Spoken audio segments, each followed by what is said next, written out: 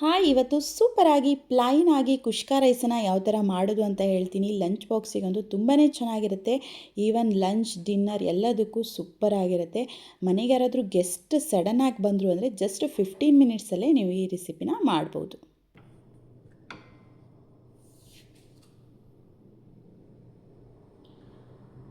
ತುಂಬಾ ಚೆನ್ನಾಗಿದೆ. ಇದನ್ನು ಮಾಡೋದಕ್ಕೆ ಮೊದಲಿಗೆ ಕುಕ್ಕರ್ನ ಸ್ಟವ್ ಮೇಲೆ ಇಟ್ಟಿದ್ದೀನಿ. ಅದಕ್ಕೆ ಸ್ವಲ್ಪ ಎಣ್ಣೆ ಹಾಕ್ಕೊಂಡು ಗರಂ ಮಸಾಲ ಐಟಮ್ನೆಲ್ಲ ಹಾಕ್ಕೊಳ್ಳಿ. ಅದಕ್ಕೆ ಎಲ್ಲ ಥರದ ಗರಂ ಮಸಾಲ ಐಟಮ್ ಹಾಕಿ ಆದಮೇಲೆ ಅದಕ್ಕೆ ಒಂದು 6 ಹಸಿಮೆಣಸನ್ನು ನಾನು ಕಟ್ ಮಾಡ್ತಾಯಿಲ್ಲ, ಇಡೀ ಹಸಿಮೆಣಸನ್ನೇ ಹಾಕೋತಾ ಇದ್ದೀನಿ.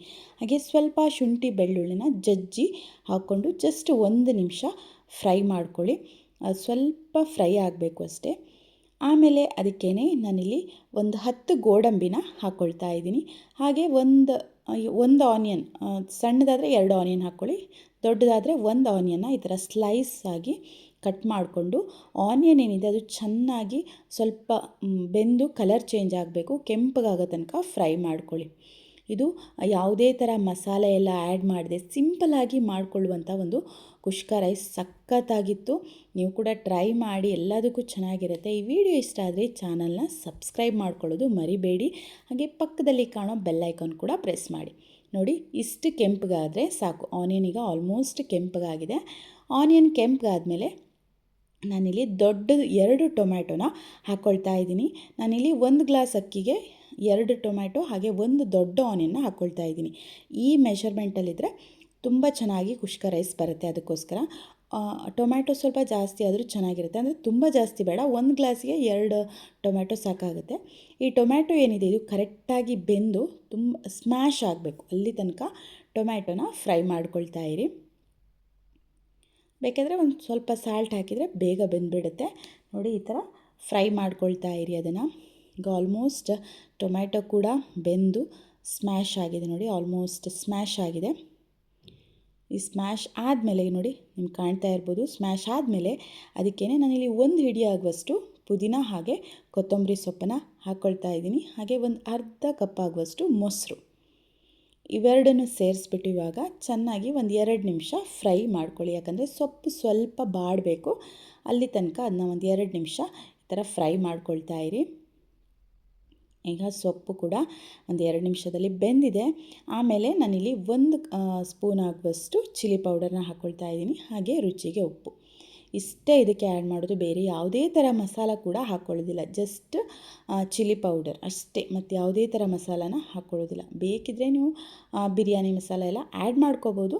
ಬಟ್ ನೀವು ಸಿಂಪಲಾಗಿ ಪ್ಲೈನಾಗಿ ಕುಷ್ಕ ರೈಸ್ ಮಾಡ್ಕೋತಾ ಇದ್ದೀರ ಅಂದರೆ ಜಸ್ಟ್ ಚಿಲ್ಲಿ ಪೌಡರ್ ಹಾಕಿದರೆ ಸಾಕು. ಟೇಸ್ಟ್ ಅಂತೂ ಅದ್ಭುತವಾಗಿ ಬರುತ್ತೆ. ಈಗ ಮಸಾಲ ಜಸ್ಟ್ ಚಿಲ್ಲಿ ಪೌಡರ್ ಹಾಕಿ 1-2 ನಿಮಿಷ ಫ್ರೈ ಆದಮೇಲೆ ನಾನಿಲ್ಲಿ 1 ಕಪ್ ಆಗುವಷ್ಟು ಬಾಸ್ಮತಿ ರೈಸನ್ನು ಹಾಕ್ಕೊಳ್ತಾ ಇದ್ದೀನಿ. ನಾನಿದನ್ನ ನೆನೆಸಿಟ್ಟಿಲ್ಲ, ಡೈರೆಕ್ಟಾಗಿ ವಾಶ್ ಮಾಡಿ ಹಾಕ್ಕೊಳ್ತಾ ಇರೋದು. ರೈಸ್ ಹಾಕ್ಬಿಟ್ಟು ಚೆನ್ನಾಗಿ ಎಲ್ಲದನ್ನು ಒಂದು ಸಲ ಮಿಕ್ಸ್ ಮಾಡ್ಕೊಳ್ಳಿ. ಮಸಾಲ ಜೊತೆ ಒಂದು ಸಲ ನಿಧಾನ ಮಿಕ್ಸ್ ಮಾಡ್ಕೊಳ್ಳಿ, ಯಾಕಂದರೆ ಅಕ್ಕಿ ಬ್ರೋಕ್ ಆಗಬಾರ್ದು, ಅದಕ್ಕೋಸ್ಕರ. ಈಗ ನಿಧಾನಕ್ಕೆ ಮಿಕ್ಸ್ ಆದಮೇಲೆ ನಾನು ಈ ಕಪ್ಪಲ್ಲಿ 1 ಕಪ್ ಆಗುವಷ್ಟು ಅಕ್ಕಿನ ತೊಗೊಂಡಿದ್ದೀನಿ. ಅದಕ್ಕೆ 2 ಕಪ್ ಆಗುವಷ್ಟು ನೀರನ್ನು ಹಾಕ್ಕೊಳ್ತಾ ಇದ್ದೀನಿ. ಈಗ ನೀರು ಹಾಕಿಬಿಟ್ಟು ಚೆನ್ನಾಗಿ ಎಲ್ಲದನ್ನು ಒಂದು ಸಲ ಮಿಕ್ಸ್ ಮಾಡಿಕೊಂಡು ಅದನ್ನ ಕುದೀಲಿಕ್ಕೆ ಬಿಡಬೇಕು. ಅದು ಚೆನ್ನಾಗಿ ಕುದಿ ಬಂದಮೇಲೆ ನಾವು ಕುಕ್ಕರ್ನ ಕ್ಲೋಸ್ ಮಾಡೋದು. ಇವಾಗ ಒಂದೆಲ್ಲ ಚೆನ್ನಾಗಿ ಮಿಕ್ಸ್ ಮಾಡಿ ಜಸ್ಟ್ ಲಿಡ್ ಕ್ಲೋಸ್ ಮಾಡಿ ಒಂದು ಕುದಿ ಬರಲಿ ಅದು. ನೋಡೀಗ ಒಂದು ಕುದಿ ಬಂದಮೇಲೆ ಏನಾದರೂ ಸಾಲ್ಟು ಖಾರ ಏನಾದರೂ ಕಡಿಮೆ ಇತ್ತು ಅಂದರೆ ನೀವು ಈ ಟೈಮಲ್ಲಿ ಆ್ಯಡ್ ಮಾಡ್ಕೊಳ್ಳಿ. ಈಗ ಚೆನ್ನಾಗಿ ಎಲ್ಲದನ್ನು ಮಿಕ್ಸ್ ಮಾಡಿ ಇವಾಗ ಕುಕ್ಕರ್ ವಿಸಿಲನ್ನು ಕ್ಲೋಸ್ ಮಾಡಿ ಕರೆಕ್ಟಾಗಿ ಮೀಡಿಯಮ್ ಉರಿನಲ್ಲೇ ಇಡಬೇಕು, ಹೈ ಫ್ಲೇಮಲ್ಲಿ ಇಡಬೇಡಿ. Medium ಉರಿನಲ್ಲೇ 2 whistle ಬರಬೇಕದು. ಕರೆಕ್ಟಾಗಿ 2 ವಿಸಿಲ್ ಬರಬೇಕು.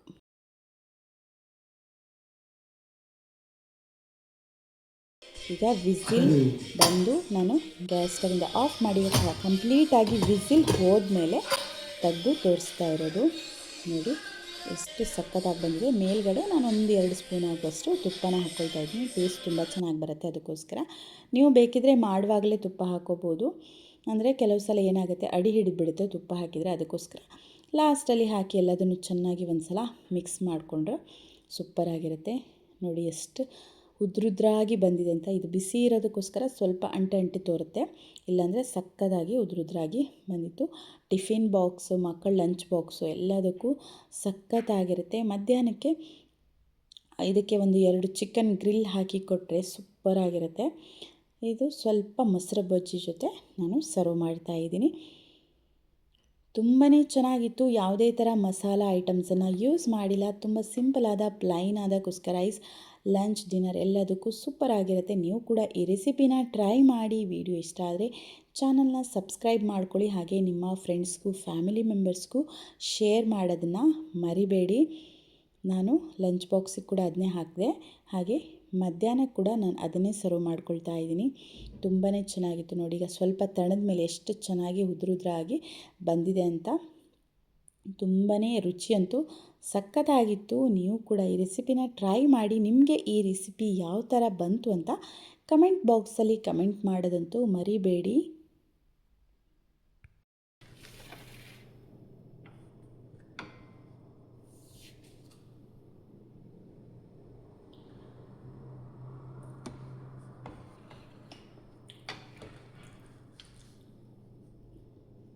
ತುಂಬಾ ಚೆನ್ನಾಗಿದೆ, ಸಕ್ಕತ್ತಾಗಿ ಬಂದಿದೆ. ನೀವು ಕೂಡ ಮರಿದೇ ಟ್ರೈ ಮಾಡಿ. ನಿಮಗೆ ಹೇಗೆ ಬಂತು ಅಂತ ಕಮೆಂಟ್ ಬಾಕ್ಸಲ್ಲಿ ಕಮೆಂಟ್ ಮಾಡೋದು ಮರಿಬೇಡಿ. ತುಂಬಾ ಚೆನ್ನಾಗಿದೆ.